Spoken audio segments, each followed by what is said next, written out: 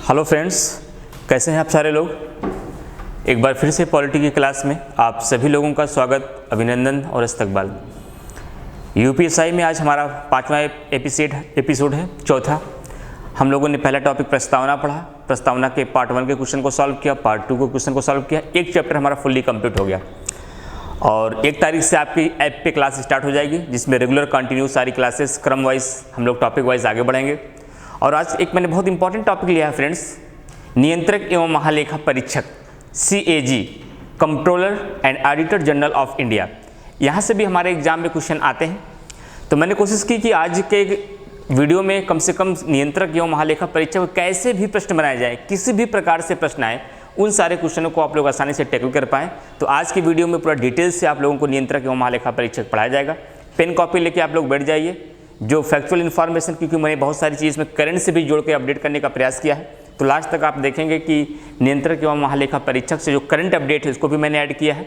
तो बहुत सारी नई इन्फॉर्मेशन आपको हो सकता है आज की क्लास में मिले, तो उसे आप लोग नोट करते चलिएगा। तो चलिए स्टार्ट करते हैं, नियंत्रक एवं महालेखा परीक्षक। फ्रेंड्स, वैसे अमूमन जब सिविल में ये क्लास पढ़ाई जाती है PCS और IAS की क्लास में, तो इसकी शुरुआत थोड़ा सा 1753 से ही की जाती है, औपनिवेशिक काल से। और 1858 में ईस्ट इंडिया कंपनी के समय जब लॉर्ड कैनिंग के द्वारा 3 प्रांतों में, मद्रास, कलकत्ता और मुंबई में नियंत्रक एवं महालेखा परीक्षक की स्थापना की गई, तो वहाँ से मैंने शुरुआत करता हूँ। लेकिन आज हम लोगों का टारगेट केवल अभी यहाँ UPSI बैच है, तो UPSI को टारगेट करते हुए बहुत ही लिमिटेड, बहुत ही रणनीतिक तरीके से और बहुत टू द पॉइंट में हम लोग आगे बढ़ेंगे, ताकि कोई अनावश्यक बोझ हमारे ऊपर ना हो तथ्यों का, क्योंकि हमारे पास बहुत सारे टॉपिक हैं, बहुत सारे सब्जेक्ट हैं जिनको हमें बहुत ही कम समय में प्रिपेयर करना है। तो आइए देखते हैं नियंत्रक एवं महालेखा परीक्षक के संबंध में। अब देखिए, नियंत्रक एवं महालेखा परीक्षक के संबंध में पढ़ने से पहले सबसे पहले हम इसकी जो कॉन्स्टिट्यूशन प्रोविजंस हैं, जो संवैधानिक उपबंध हैं, उनको देखते हैं और इसकी बेसिक बातों को समझने का प्रयास करते हैं फ्रेंड्स। तो ध्यान दीजिएगा, अगर हम नियंत्रक एवं महालेखा परीक्षक पर फोकस करें और प्रीवियस ईयर के क्वेश्चनों को देखें, तो हम समझ पाते हैं इसके बेसिक क्वेश्चन भी पूछे जाते हैं और कुछ कॉन्सेप्ट लेवल पे पूछे जाते हैं। तो कुछ बेसिक वाली बातों को हम पहले स्टार्ट करते हैं फ्रेंड्स आपके बीच। जैसे कि नियंत्रक एवं महालेखा परीक्षक को किस अनुच्छेद में रखा गया है, नियुक्ति कौन करता है, ये त्यागपत्र किसे देते हैं, शपथ ग्रहण किसके समक्ष करते हैं, कार्यकाल क्या होता है, इन सारी बेसिक बातों को हम लोग सबसे पहले समझते हैं फ्रेंड्स। तो ध्यान रखिएगा, नियंत्रक एवं महालेखा परीक्षक के शुरू करने से पहले ही मैं आपसे बताना चाहता हूं कि जिस तरीके से डॉक्टर भीमराव अंबेडकर से ये पूछा गया जब कि हमारे संविधान में जितने भी अनुच्छेद हैं, उन अनुच्छेदों में से सबसे महत्वपूर्ण अनुच्छेद कौन है, तो उन्होंने आर्टिकल 32 का नाम लिया था। लेकिन जब डॉक्टर भीमराव अंबेडकर से यह पूछा गया जितने भी संवैधानिक पद हैं, उन पदों में सबसे महत्वपूर्ण पद आपकी नज़र में कौन है, तो डॉक्टर भीमराव अंबेडकर ने कहा मेरी नज़र में सबसे महत्वपूर्ण पद CAG का पद है, नियंत्रक एवं महालेखा परीक्षक का पद है। क्यों कहा, ऐसा क्या है इसके पद में, ऐसे क्या इसको शक्ति और कार्य दिए गए हैं, उन सारी चीज़ों को हम लोग समझने का प्रयास करेंगे। और ये डायरेक्टली ये कथन स्टेटमेंट आपके एग्जाम में पूछा जाता है कि नियंत्रक एवं महालेखा परीक्षक को सबसे महत्वपूर्ण संवैधानिक पद किसने बताया, तो डॉक्टर भीमराव अंबेडकर ने सबसे महत्वपूर्ण संवैधानिक पद इसे बताया। उन्होंने कहा है कि किसी भी विधानमंडल के द्वारा, केंद्र या राज्य के द्वारा कोई भी 1 रुपये का खर्च बगैर नियंत्रक एवं महालेखा परीक्षक की इजाजत के बगैर, इजाजत का नहीं कह सकते हैं, उसकी जानकारी के बगैर अनावश्यक रूप से नहीं खर्च किए जा सकते। उसके संबंध में हम लोग सारे कार्यों को समझेंगे, उनकी शक्तियों को समझेंगे। तो सबसे पहले देखते हैं कि नियंत्रक एवं महालेखा परीक्षक को किस अनुच्छेद में रखा गया है। अगर डायरेक्ट प्रश्न पूछा ये जाए कि नियंत्रक एवं महालेखा परीक्षक के पद का प्रावधान कहाँ है, तो आर्टिकल 148 में। लेकिन पूरे नियंत्रक एवं महालेखा परीक्षक CAG की बात की जाए तो इसका प्रावधान आर्टिकल 148 और 151 से लेकर के 151 के मध्य किया गया है। लेकिन 148 में नियंत्रक एवं महालेखा परीक्षक के पद का प्रावधान, उसकी योग्यता, उसकी शपथ की बात की गई है, जबकि 149 में इसके कार्य की बात की गई है। ये 2 आर्टिकल अगर एग्जाम में पूछे जाते हैं तो मोस्टली यही याद रखिएगा। और आर्टिकल 151 में ये याद रखिएगा कि नियंत्रक एवं महालेखा परीक्षक अपनी रिपोर्ट राष्ट्रपति को सौंपता है, ये बात आर्टिकल 151 में रखी गई है। अगर अनुच्छेद से संबंधित नियंत्रक एवं महालेखा परीक्षक में हमारे एग्जाम में क्वेश्चन बनते तो एक ही क्वेश्चन पूछा जाता है कि नियंत्रक एवं महालेखा परीक्षक के पद का प्रावधान हमारे संविधान के किस अनुच्छेद में किया गया है, तब आपका जवाब होगा अनुच्छेद 148 में किया गया है। एकदम क्लियर हुआ। इसके आगे चलेंगे, सवाल उठता है कि नियंत्रक एवं महालेखा परीक्षक की नियुक्ति कौन करता है, तो इसकी नियुक्ति राष्ट्रपति करता है। लेकिन जैसा कि आपको पता है राष्ट्रपति अपनी स्वेच्छा से नहीं बल्कि मंत्रिपरिषद की सलाह से करता है। आपको मैंने जब हम लोग राष्ट्रपति पढ़ेंगे वहाँ आपको डिटेल में कॉन्सेप्ट हम सिखाएंगे भी। वास्तव में कार्यपालिका के राष्ट्रपति की जितनी भी शक्तियाँ होती हैं वास्तव में वो मंत्रिपरिषद की शक्तियाँ होती हैं, क्योंकि कुछ कार्यों को छोड़ दिया जाए बाकी सारे कार्यों को राष्ट्रपति मंत्रिपरिषद के सलाह के अनुसार ही कार्य करता है। लेकिन जब प्रश्न पूछा जाएगा आपके एग्जाम में कि नियंत्रक एवं महालेखा परीक्षक की नियुक्ति कौन करता है, राष्ट्रपति करता है। और राष्ट्रपति नियंत्रक एवं महालेखा परीक्षक अपना त्यागपत्र किसे देता है, त्यागपत्र भी ये राष्ट्रपति को देता है। और ये शपथ किसके समक्ष ग्रहण करता है, तो अनुसूची 3 के तहत ये शपथ राष्ट्रपति के ही समक्ष लेता है। तो तीनों पॉइंट का सेम आंसर है। नियंत्रक एवं महालेखा परीक्षक CAG, कई बार इसे हिंदी में डायरेक्ट पूछा जाता है कैग, ऐसे लिख के एग्जाम में आता है तो कंफ्यूजन मत रखिएगा। कैग का मतलब भी हुआ CAG, नियंत्रक एवं महालेखा परीक्षक। तो इनकी नियुक्ति भी राष्ट्रपति करता है, इनके त्यागपत्र ये राष्ट्रपति को देते हैं और ये अपना शपथ ग्रहण भी राष्ट्रपति के समक्ष करते हैं। तो एक बहुत बढ़िया सवाल यहाँ पे उठता है, क्या महान्यायवादी की तरह नियंत्रक एवं महालेखा परीक्षक भी राष्ट्रपति के प्रसाद पर्यंत पद धारण करता है? प्रसाद पर्यंत से तात्पर्य यह होता है कि राष्ट्रपति की इच्छा के अनुसार अपने पद पर रहता है। राष्ट्रपति जब चाहे उसे उसी प्रकार से हटा सकता है जिस प्रकार से महान्यायवादी को हटाया जाता है। तो ध्यान रखिएगा फ्रेंड्स, नियंत्रक एवं महालेखा परीक्षक की नियुक्ति तो राष्ट्रपति करता है, लेकिन वह राष्ट्रपति के प्रसाद पर्यंत पद धारण नहीं करता है, बल्कि उसको केवल उसी रीतियों के आधार पर और उसी आधार पर और उसी रीति के द्वारा हटाया जा सकता है जिस रीति और जिन आधारों के आधार पर सर्वोच्च न्यायालय के न्यायाधीश को हटाया जाता है। क्या आप समझ पा रहे हैं मैं कहना क्या चाह रहा हूं? नियंत्रक एवं महालेखा परीक्षक को उसी आधार पर और उसी रीतियों के द्वारा हटाया जा सकता है जिस रीति और जिन आधारों पर सर्वोच्च न्यायालय के न्यायाधीश को हटाया जाता है। इसका मतलब होता है कि नियंत्रक एवं महालेखा परीक्षक को पद को इतनी आसानी से उसके पद से नहीं हटाया जा सकता है, एक कठिन प्रक्रिया से गुजरना होता है जिस प्रकार से सर्वोच्च न्यायालय के न्यायाधीश को हटाया जाता है। ये एग्जाम में प्रश्न का बार पूछा जाता है कि नियंत्रक एवं महालेखा परीक्षक को किस प्रकार से उसके पद से हटाया जाता है, तो ध्यान रखिएगा वैसे ही हटाया जाता है जैसे कि सर्वोच्च न्यायालय के न्यायाधीश को हटाया जाता है। एकदम क्लियर हो रहा पूरा सब कुछ फ्रेंड्स। आगे चलते हैं। अब सवाल उठता है कि नियंत्रक एवं महालेखा परीक्षक का कार्यकाल कितना होता है। कार्यकाल को लेकर यहाँ एग्जाम में प्रश्न पूछे जाते हैं। तो ध्यान रखिएगा कि नियंत्रक एवं महालेखा परीक्षक का जो कार्यकाल होता है वह प्रायः 6 वर्ष या 65 वर्ष या 65 वर्ष। अब आपका सवाल होगा सर कैसे 2 कार्यकाल एक साथ हो गए, 6 वर्ष या 65 वर्ष? इन दोनों में से जो पहले पूरा हो जाएगा वही उसका कार्यकाल होगा। जो न्यू कमर के बच्चे होंगे जो पॉलिटी पहली बार पढ़ रहे होंगे हो सकता है उनको कन्फ्यूजन हो, मैं और सरल भाषा में इसे बताने का प्रयास करता हूं। जैसे यदि कोई नियंत्रक एवं महालेखा परीक्षक 62 साल की उम्र में नियंत्रक एवं महालेखा परीक्षक बनता है, तो अब बताइए आप उसका पहले 65 साल पूरा होगा कि पहले 6 वर्ष पूरा होगा? तो आप कहेंगे सर 65 वर्ष तो 3 साल बाद ही हो जाएगा, जबकि 6 वर्ष वह जाके 67 साल में होगा। तो आपने ये बताया है कि नियंत्रक एवं महालेखा परीक्षक का कार्यकाल 6 वर्ष या 65 वर्ष, इन दोनों में जो पहले पूरा हो वही होता है। इसका मतलब ये हुआ कि अगर 62 वर्ष साल की उम्र में कोई नियंत्रक एवं महालेखा परीक्षक बनता है तो वह 65 वर्ष की आयु में क्या हो जाएगा, सेवानिवृत्त हो जाएगा। लेकिन यदि कोई नियंत्रक एवं महालेखा परीक्षक 53 साल की अवधि में आयु में नियंत्रक एवं महालेखा परीक्षक बनता है, तो अब हमारा जवाब दीजिए कि वह 65 साल का पहले पूरा होगा कि उसका 6 साल पहले पूरा हो जाएगा। और 53 6 जब जोड़ देंगे तो 59 हो जाएगा, तो 62 साल पहले आ जाएगा, 65 साल बाद में पूरा होगा। इस बार उसका कार्यकाल 6 वर्ष रहेगा। एकदम कॉन्सेप्ट क्लियर हो गया? आपको कन्फ्यूजन तो आपको नहीं है कि 6 वर्ष या 65 वर्ष, इन दोनों में से जो पहले पूरा होता है उसका मतलब क्या है। क्लियर हुआ? तो आपने ये देखा फ्रेंड्स, नियंत्रक एवं महालेखा परीक्षक के पद का प्रावधान अनुच्छेद 148 से 151 के मध्य किया गया है और इसके पद का प्रावधान अनुच्छेद 148 में है। इसकी नियुक्ति राष्ट्रपति करता है, त्यागपत्र भी ये राष्ट्रपति को देता है, शपथ ग्रहण भी ये राष्ट्रपति के समक्ष करता है और कार्यकाल इनका 6 वर्ष या 65 वर्ष होता है। अब एक बात देखते हैं फ्रेंड्स कि इनका कार्यकाल क्या होता है। योग्यता क्या होती है, किस व्यक्ति को नियंत्रक एवं महालेखा परीक्षक की नियुक्त किया जाता है राष्ट्रपति के द्वारा? किसी भी व्यक्ति को, चाहे जिस व्यक्ति को राष्ट्रपति चाहे उसे नियंत्रक एवं महालेखा परीक्षक बना सकता है फ्रेंड्स? नहीं। तो ध्यान रखिएगा, जो व्यक्ति लोक लेखा का या लोक सेवा का जानकार व्यक्ति होता है राष्ट्रपति की नजर में, या कोई व्यक्ति लोक सेवा के क्षेत्र में 10 वर्ष कार्य कर चुका हो, ऐसे व्यक्ति को क्या किया जाता है? ऐसे व्यक्ति को क्या किया जाता है? नियंत्रक एवं महालेखा परीक्षक नियुक्त किया जाता है। इसकी योग्यता के संबंध में हमारे संविधान में कोई प्रावधान नहीं है, ये ध्यान रखिएगा फ्रेंड्स।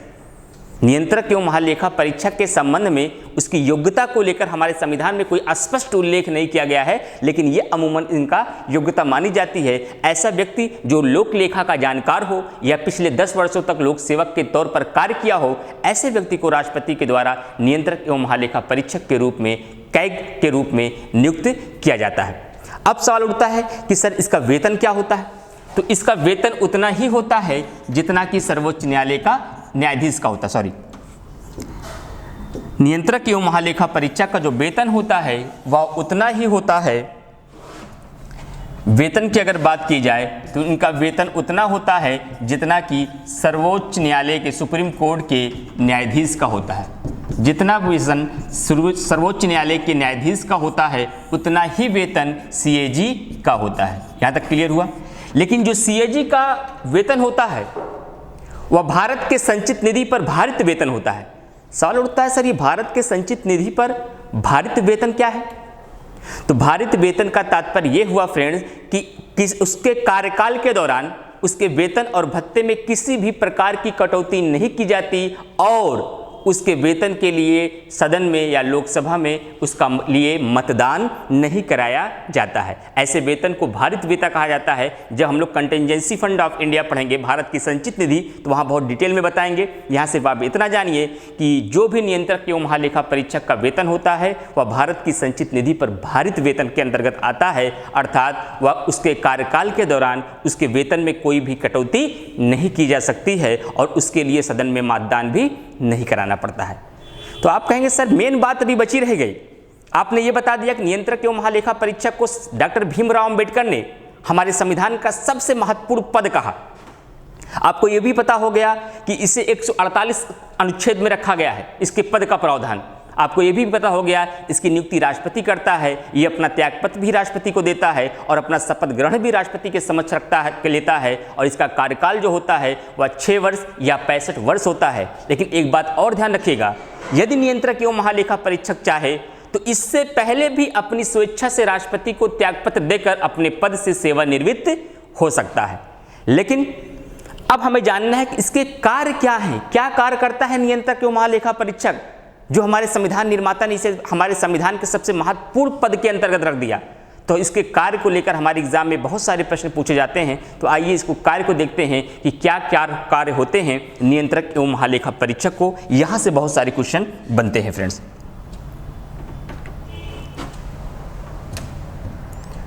तो हम लोग अब कार्य को देखते हैं कि नियंत्रक एवं महालेखा परीक्षक के कार्य क्या है।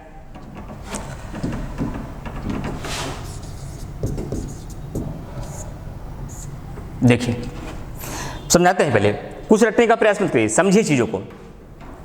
आपको पता है कि जो सरकार चलती है, जो देश चलता है, जितने भी इसमें खर्चे होते हैं, उन खर्चों के लिए पैसे आते भी हैं, बहुत सारे स्रोतों से आते हैं, और पैसे खर्च भी होते हैं।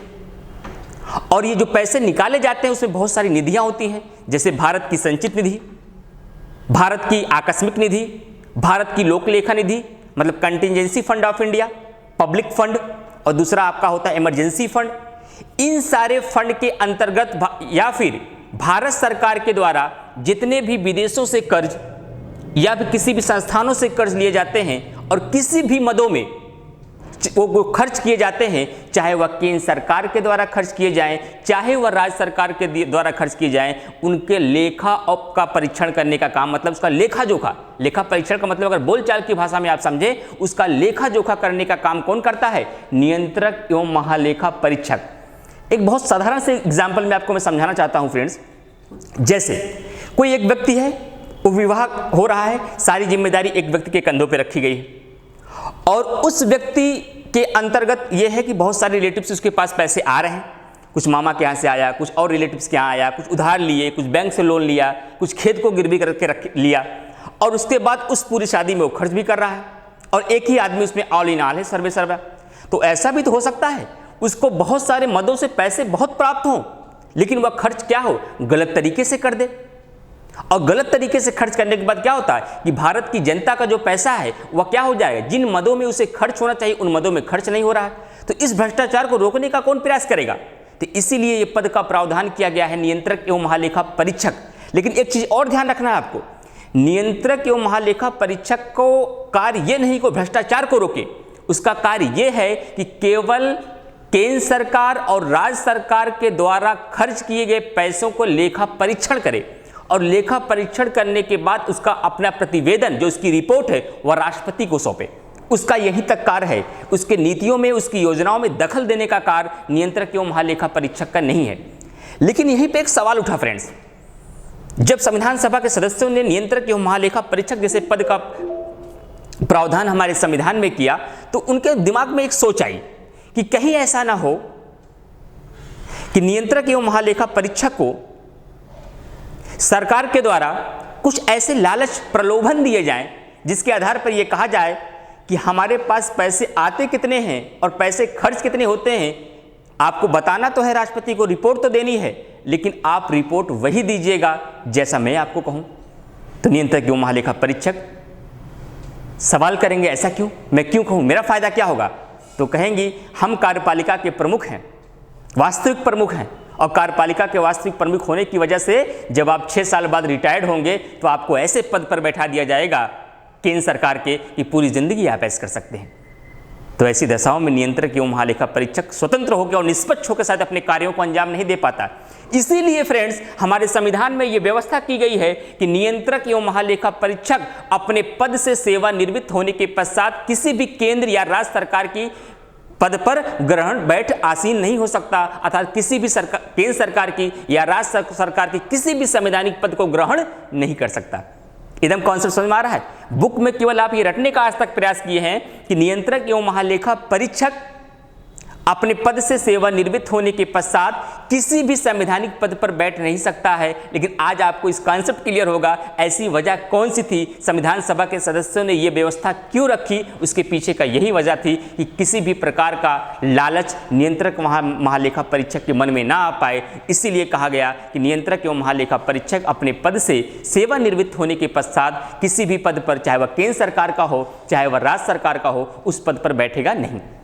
और एक प्रश्न यहां से बनता है फ्रेंड्स और कि नियंत्रक एवं महालेखा परीक्षक जो ये लेखा परीक्षण करता है केवल भारत की संचित निधि से करता है, राज्य की संचित निधि से करता है, इमरजेंसी फंड से करता है, लोक लेखा निधि पब्लिक फंड से करता है, क्या जो और भी हमारी प्राइवेट फंड है उन पर नहीं करता है? कुछ प्राइवेट फंड ऐसे भी हैं जिसमें सरकार का राजस्व होता है, उसका भी लेखा परीक्षण वह कर सकता है। केंद्र के साथ साथ वह राज्य का भी लेखा परीक्षण कर सकता है। लेकिन अब यहीं से जब आप आगे बढ़ेंगे तो फ्रेंड ध्यान देना होगा, केंद्र का लेखा परीक्षण करने के पश्चात वह अपनी रिपोर्ट राष्ट्रपति को सौंपता है, लेकिन जब राज्यों का वह लेखा परीक्षण करता है तो वह अपनी रिपोर्ट राज्यपाल को सौंपता है। यहां तक एकदम क्लियर हो रहा है? तो आपको समझ में आ रही है बात कि नियंत्रक एवं महालेखा परीक्षक का कार्य है कि केंद्र और राज्य के लेखाओं का परीक्षण करना और परीक्षण करने के पश्चात उसकी रिपोर्ट केंद्र में राष्ट्रपति को और राज्य में राज्यपाल को सौंपना है। यहां तक क्लियर हुआ एकदम आपको? अब सवाल उठता है, दूसरी बात यह ध्यान रखनी है कि वह अपने पद से सेवानिवृत्त होने के बाद किसी भी पद पर बैठ नहीं सकता। अब इस पूरी प्रक्रिया को आप समझिए कि जैसे फायदा क्या हुआ अगर नियंत्रक एवं महालेखा परीक्षक ने पूरी रिपोर्ट बना दी कि सरकार के पास किन किन मदों से कितने पैसे आए और सरकार ने किन किन मदों में कितने पैसे खर्च किए, तो इसका लाभ क्या होगा, कैसे भ्रष्टाचार इसमें कम होगा। तो आपको पता होना चाहिए फ्रेंड्स, जैसे ही CAG अर्थात कैग पूरी रिपोर्ट को तैयार करता है उसके बाद अपना प्रतिवेदन, पॉलिटिकल भाषा में आप क्या बोलेंगे प्रतिवेदन, लेकिन इंग्लिश में क्या बोलते हैं रिपोर्ट, अपनी रिपोर्ट को किसे सौंपता है, किसे सौंपता है फ्रेंड्स, राष्ट्रपति को। और राष्ट्रपति इसे क्या करेगा, इसे लोकसभा अध्यक्ष को देगा। किसे देगा? लोकसभा अध्यक्ष को देगा। और लोकसभा अध्यक्ष इसे किसे देगा? लोक लेखा समिति को।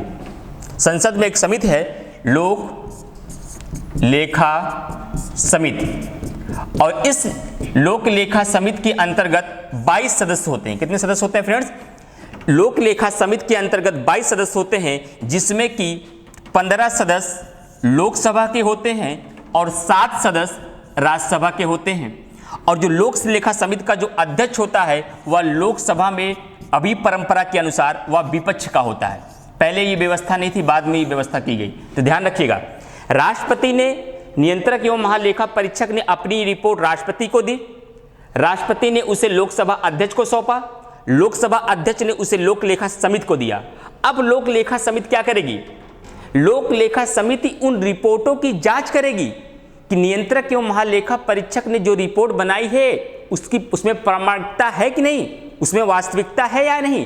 हो सकता है नियंत्रक एवं महालेखा परीक्षक और सरकार के जो आपस में संबंध है वो बेहतर ना हो, कोई राजनीतिक वैमनस्य हो, और इसकी वजह से उसने गलत रिपोर्ट बनाकर सरकार को बदनाम करने का प्रयास किया हो, सरकार की छवि को खराब करने का प्रयास किया हो। इसलिए लास्ट में जब यह रिपोर्ट राष्ट्रपति को सौंपता है तो राष्ट्रपति लोकसभा अध्यक्ष को देता है और लोकसभा अध्यक्ष लोक लेखा समिति को देती है, और लोक लेखा समिति नियंत्रक एवं महालेखा परीक्षक के द्वारा बनाए गए रिपोर्टों की जांच करती है। और जांच करने के पश्चात वह पुनः अपनी रिपोर्ट किसे देती है? लोक सभा अध्यक्ष को देती है, और लोकसभा अध्यक्ष उसे कहाँ रखवाता है? संसद के पटल पर रखवाता है, और संसद के पटल पर रखवाने के बाद वहाँ पर पूरे उसके सरकार के आय और व्यय के विवरण की व्याख्या की जाती है, वहाँ पर उसका पूरा ब्यौरा दिया जाता है, और मीडिया के माध्यम से वह जनता तक पहुँचती है कि सरकार ने कितने पैसे अन्य मदों से प्राप्त किए और कितने पैसे उन्होंने खर्च किए, कितनी इसमें कमियाँ थी, कितने अन्य मदों में खर्च किया, कितना गलत मदों में खर्च किया, कितना भ्रष्टाचार हुआ। इन सारी चीजों की बात जनता तक पहुंचती है। और अगर सरकार यहां पर कोई गलत काम करने का प्रयास करेगी तो इस पूरी प्रक्रिया के दौरान सारी बातें जनता तक पहुंचेगी, जिससे कि उसकी अगली सरकार में सत्ता को जाने का खतरा हो जाएगा। और उसको ये जवाबदेही हमेशा बनी रहे तो सरकार को इस बात की हमेशा कहीं ना कहीं दबाव होता है कि अगर हम गलत मदों में जनता के पैसे को खर्च करने का प्रयास करेंगे या उसमें भ्रष्टाचार करने का प्रयास करेंगे तो नियंत्रक एवं महालेखा परीक्षक के माध्यम से ये बात एक प्रक्रिया के बाद सीधे हमारी जनता के बीच पहुंचेगी, जिससे आने वाले चुनाव में हमारी छवि और हमारी सत्ता भी हमारे हाथ से जा सकती है। इसलिए कहा डॉक्टर भीमराव अंबेडकर ने सीएजी का पद हमारे पदों में से सबसे महत्वपूर्ण पद है, क्योंकि वह भ्रष्टाचार को तो रोकता तो नहीं है, लेकिन उसके द्वारा कार्य दिए गए दायित्वों को ईमानदारी से, स्वतंत्र रूप से, निष्पक्ष रूप से निभाने की वजह से कहीं ना कहीं सरकार पर हमेशा दबाव बना रहता है, और सरकार हमेशा निष्पक्ष और स्वतंत्र होकर ईमानदारी से अपना कार्य करने का प्रयास करती है। लेकिन यहीं पर एक प्रश्न आपके एग्जाम के लिए और बनता है फ्रेंड्स, बहुत बढ़िया प्रश्न है। वह प्रश्न क्या है कि कई बार पूछा जाता है कि लोक लेखा समिति का नाक, आंख, कान और पथ प्रदर्शक या कभी कभी गाइडर शब्द का भी यूज किया गया है। किसे कहा जाता है? यह प्रश्न बहुत आपके एग्जाम में आया है कि लोक लेखा समिति का आंख, कान और पथ प्रदर्शक किसे कहा जाता है? तो नियंत्रक एवं महालेखा परीक्षक को कहा जाता है। सवाल उठता है ऐसा क्यों सर, क्यों आंख, कान और पथ प्रदर्शक कहा जाता है? क्योंकि लोक लेखा समिति क्या देख पा रही है? जो रिपोर्ट अपनी नियंत्रक या महालेखा परीक्षक ने दी है वह क्या सुन पा रही है? जो लोक लेखा समिति, जो नियंत्रक एवं महालेखा परीक्षक उसे बता रहा है। इसीलिए कहा जाता है कि लोक लेखा समिति का आंख, कान और पथ प्रदर्शक किसे कहा जाता है? तो नियंत्रक एवं महालेखा परीक्षक को कहा जाता है। और यहीं पर सवाल बनता है कि लोक लेखा समिति में कुल कितने सदस्य होते हैं? तो 22 सदस्य होते हैं। लोकसभा के कितने होते हैं? 15। राज्यसभा के कितने होते हैं? 7। और लोक लेखा समिति का जो अध्यक्ष होता है वह कौन होता है फ्रेंड्स? तो ध्यान रखिएगा, जो उसका अध्यक्ष होता है वह हमेशा लोकसभा में विपक्ष का कोई सदस्य होता है। तो इस तरीके से पूरा एक कॉन्सेप्ट आपके दिमाग में लोक लेखा समिति का बन पाया होगा, नियंत्रक एवं महालेखा परीक्षक का बन पाया होगा कि नियंत्रक एवं महालेखा परीक्षक क्या होता है, इसके कार्य क्या होते हैं, इसकी नियुक्ति कैसे होती है, इसकी योग्यता क्या है, इसका कार्यकाल क्या होता है, इसका वेतन कैसे होता है और किस प्रकार से ये अपने कार्यों को अंजाम देता है। लेकिन यहीं पे कुछ करंट अफेयर और सामान्य ज्ञान के भी प्रश्न बनते हैं। उन सारे प्रश्नों का भी डिस्कस मैं आपके सामने एक बार करता हूं। जैसे यहीं पे एक प्रश्न बनता है कि भारत के पहले नियंत्रक एवं महालेखा परीक्षक कौन थे? तो याद रखिएगा वी नरहरि राव। वी नरहरि राव भारत के पहले नियंत्रक एवं महालेखा परीक्षक थे। कौन थे फ्रेंड्स? वी नरहरि राव भारत के पहले नियंत्रक एवं महालेखा परीक्षक थे। और वर्तमान में कौन है? ये क्वेश्चन आपके आने वाले यूपीएसआई के लिए मोस्ट इंपॉर्टेंट प्रश्न है फ्रेंड्स। और यहाँ से आपके 3 प्रश्न बनेंगे। किसी भी टॉपिक को आपको करंट से रिलेट करके पढ़ना होगा फ्रेंड्स, क्योंकि आपको पता है कि जो नया प्रचलन हमारे एग्जामिनेशन में चला है कि किसी भी ट्रेडिशनल सब्जेक्ट को हमेशा करंट से कोरिलेट करके क्वेश्चन पूछा जा रहा है। तो आप ध्यान रखिएगा कि भारत के जो 13वें सीएजी थे, नियंत्रक एवं महालेखा परीक्षक, वह राजीव महिर्ष थे। कौन थे? राजीव महिर्ष। लेकिन अभी बहुत सारे बच्चे यही जानते हैं कि राजीव महिर्ष अभी भी नियंत्रक एवं महालेखा परीक्षक हैं, लेकिन ये हटा दिए गए हैं फ्रेंड्स। इस समय वर्तमान में 14वें नियंत्रक एवं महालेखा परीक्षक अभी हाल ही में बनाए गए, 1 माह पहले। सवाल उठता है किसे बनाया गया? तो यहाँ से 3 क्वेश्चन बनेंगे। हमारे केंद्र शासित प्रदेश अभी हाल ही में जम्मू कश्मीर बनाया गया, और जम्मू कश्मीर के प्रथम उपराज्यपाल को 31 अक्टूबर 2019 को गिरीश चंद्र मुर्मू को नियुक्त किया गया। किसे? गिरीश चंद्र मुर्मू को नियुक्त किया गया। और अभी हाल ही में 1 महीने पहले अचानक गिरीश चंद्र मुर्मू ने जम्मू कश्मीर के उपराज्यपाल के पद से त्यागपत्र दे दिया। एकाएक थोड़ा सा हंगामा हुआ कि कैसे अचानक से उन्होंने त्यागपत्र क्यों दे दिया, ऐसा क्या हुआ? लेकिन उन्हें क्या बनना था? उनको राष्ट्रपति के द्वारा नियंत्रक एवं महालेखा परीक्षक बनाया जाना था। किसे? गिरीश चंद्र मुर्मू को। और अभी हाल ही में गिरीश चंद्र मुर्मू को क्या बना दिया गया है? नियंत्रक एवं महालेखा परीक्षक बना दिया गया है। किसका? कहाँ का बना दिया गया है फ्रेंड्स? तो ध्यान रखिएगा, आप हमारे उसी आर्टिकल 148 के तहत इन्हें क्या बना दिया गया है? नियंत्रक एवं महालेखा परीक्षक बना दिया है गया है गिरीश चंद्र मुर्मू को। और ये 1985 बैच के उड़ीसा के रहने वाले व्यक्ति हैं। उड़ीसा के, अब इसे उड़ीसा कहते हैं हम लोग। और इन्होंने गुजरात कैडेट के आईएएस अधिकारी रहे हैं, रिटायर्ड हो चुके हैं, 60 साल की उम्र पूरी हो चुकी है। और इन्हें अभी क्या बनाया गया? वर्तमान में भारत का 14वां नियंत्रक एवं महालेखा परीक्षक बनाया गया। यहीं पे आपके मन में एक सवाल और उठा होगा कि सर मुझे यह बताया जाए कि जब जम्मू कश्मीर के उपराज्यपाल के पद को हटा दिया गया, उन्होंने अपने वहां से पद से त्यागपत्र दे दिया, वह पद भी तो खाली हो गया, और उस पद पर कौन आया? तो उस पद पर हमारे पूर्व केंद्रीय मंत्री मनोज सिन्हा को जम्मू कश्मीर का दूसरा उपराज्यपाल बनाया गया है। तो यहाँ से 3 प्रश्न बनते सकते हैं कि जम्मू कश्मीर का प्रथम उपराज्यपाल गिरीश चंद्र मुर्मू, भारत के वर्तमान और 14वें, एक क्रम याद रखिएगा, और 14वें नियंत्रक एवं महालेखा परीक्षक वो गिरीश चंद्र मुर्मू, और भारत के जम्मू कश्मीर के दूसरे उपराज्यपाल तो मनोज सिन्हा, जो कि पूर्व केंद्रीय मंत्री रह चुके हैं। तो इतने सारे प्रश्न आपके फैक्चुअल रूप में बनेंगे, और इस तरीके से पढ़ने के बाद अगर इसके हम एक बार ऑब्जेक्टिव क्वेश्चन को सॉल्व कर लें तो हमें कोई भी समस्या नियंत्रक एवं महालेखा परीक्षक को लेकर नहीं आएगी। 2 मिनट के अंदर पूरे नियंत्रक एवं महालेखा परीक्षक को केवल उन पॉइंट को रिवीजन करते हैं जो हमारे एग्जाम में पूछे जाते हैं। नियंत्रक एवं महालेखा परीक्षक के पद का प्रावधान किस अनुच्छेद में? 148 में। इसकी नियुक्ति कौन करता है? राष्ट्रपति। यह अपना त्यागपत्र किसे देता है? राष्ट्रपति। यह अपना शपथ ग्रहण किसके समक्ष करता है? राष्ट्रपति। नियंत्रक एवं महालेखा परीक्षक अपनी केंद्र में अपनी रिपोर्ट किसको सौंपता है? राष्ट्रपति। इसका कार्यकाल क्या होता है? 6 वर्ष या 65 वर्ष, इन दोनों में से जो पहले पूरी हो। इसकी योग्यता क्या होती है? इसके योग्यता का उल्लेख हमारे संविधान में नहीं किया गया है, लेकिन यह कहा जाता है वह लोक लेखा का जानकार व्यक्ति हो या लोक सेवक के तौर पर 10 वर्ष तक कार्य किया हो। इसको कैसे हटाया जाता है? इन्हें उन्हीं रीतियों और उन्हीं आधारों के आधार पर हटाया जाता है जैसे सर्वोच्च न्यायालय के न्यायाधीश को हटाया जाता है। इनका वेतन कितना होता है? उतना ही इनका वेतन होता है जितना सर्वोच्च न्यायालय का न्यायाधीशों का होता है। कहाँ से इनको वेतन दिया जाता है? भारत के संचित निधि से वेतन दिया जाता है, जिसका उल्लेख हमारे अनुसूची 3 में किया गया है। वह क्या होते हैं? संसद पर भारित होते हैं या नहीं? हाँ, संसद पर भारित होते हैं। इसका तात्पर्य क्या हुआ कि उसके कार्यकाल के दौरान उसके वेतन में कटौती नहीं की जा सकती है। उसका कार्य क्या है? केंद्र और राज्य के द्वारा, सरकार के द्वारा सारे आय और व्यय के विवरण का क्या करना? लेखा परीक्षण करना। राज्य में वो अपनी रिपोर्ट किसको सौंपता है? राज्यपाल को। केंद्र में अपनी रिपोर्ट किसको सौंपता है? राष्ट्रपति को। राष्ट्रपति वह किसे उस रिपोर्ट को किसे सौंपता है? लोकसभा अध्यक्ष को। लोकसभा अध्यक्ष उसे किसे देता है? लोक लेखा समिति को। लोक लेखा समिति उसे क्या करती है? उन सारे रिपोर्टों की जांच करती है जो नियंत्रक एवं महालेखा परीक्षक ने दी है। जांच करने के पश्चात वह पुनः किसे देती है? लोकसभा अध्यक्ष को देती है। लोकसभा अध्यक्ष क्या करता है? उसे संसद के पटल पर रखवाता है। वहां से रखने के पश्चात मीडिया के द्वारा पूरी रिपोर्ट हमारी कहां पहुंचती है?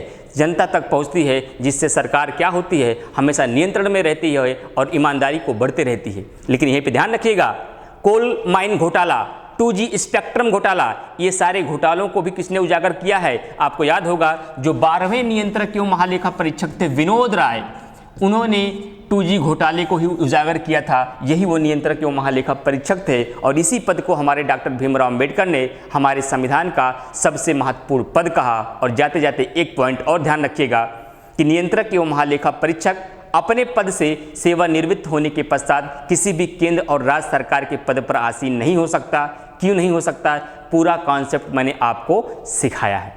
तो मैं उम्मीद करता हूं कि नियंत्रक एवं महालेखा परीक्षक को लेकर एक भी क्वेश्चन पॉलिटी में आपके गलत नहीं होंगे और मैं कोशिश करूंगा नेक्स्ट वीडियो में इसके सारे ऑब्जेक्टिव क्वेश्चन को भी मैं आपको एक बार सॉल्व करा दूं ताकि आपका कॉन्सेप्ट और क्लियर हो जाए। मिलते हैं नेक्स्ट वीडियो में। Thank you all of you.